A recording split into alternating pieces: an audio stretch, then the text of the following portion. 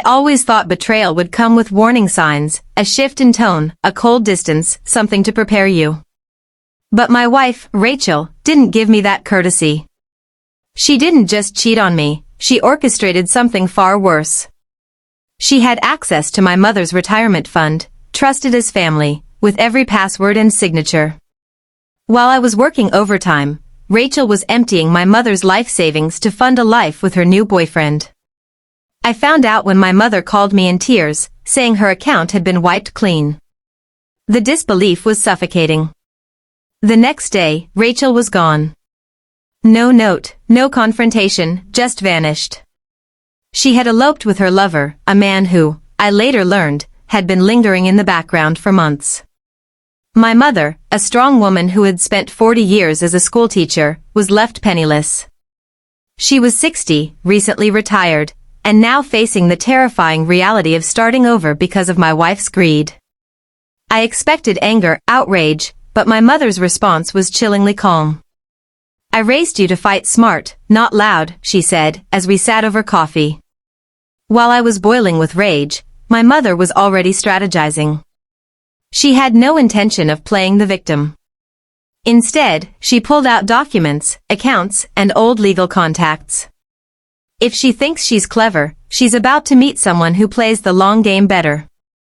That's when I realized my mother wasn't planning on sitting in a corner weeping. She was about to wage a war Rachel wouldn't see coming.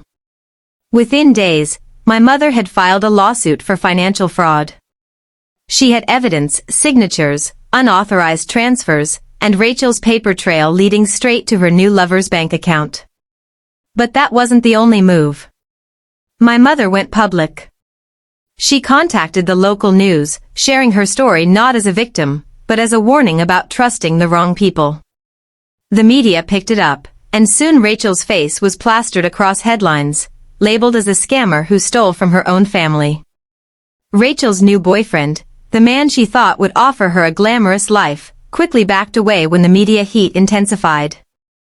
He didn't sign up for this level of scandal. Photos of their elopement were now symbols of theft and betrayal. He dumped her publicly, sending a text message that somehow got leaked online. Rachel, who left with smiles and designer bags, now faced public disgrace and legal threats she couldn't outrun. But my mother wasn't done. She found out Rachel had invested a large portion of the stolen money into a boutique business under a fake name. My mother exposed this too. With legal action, she froze Rachel's assets, leaving her with nothing. Rachel had bet on the idea that my mother was too old and too soft to fight back. But she underestimated the fire of a woman who had survived life's harder blows. I watched as Rachel tried to reach out to me, calls, texts, all filled with half-hearted apologies and pathetic attempts to explain. She wasn't sorry for what she did. She was sorry she got caught. I didn't respond. My silence wasn't out of weakness, it was the final blow. The same silence she left me with when she ran off was now the echo surrounding her as her world collapsed. When the court ruled in my mother's favor, Rachel was ordered to repay every cent, plus damages. Of course, she couldn't, but that wasn't the point. My mother didn't fight for the money alone. She fought for her dignity, for a statement.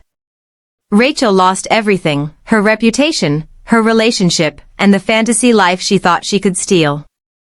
At 60, my mother became a local hero. She was invited to speak at women's seminars, sharing her story of resilience and how she stood up to betrayal with grace and precision. What was meant to be her quiet retirement turned into a roaring second act, one where she commanded respect and admiration far beyond our small town. As for me, I learned that strength doesn't always come in loud confrontations. Sometimes, the most powerful revenge is letting someone dig their own grave while you stand back and build a new life. My mother's response didn't just reclaim her future, it taught me that betrayal loses its sting when you rise higher than those who try to break you.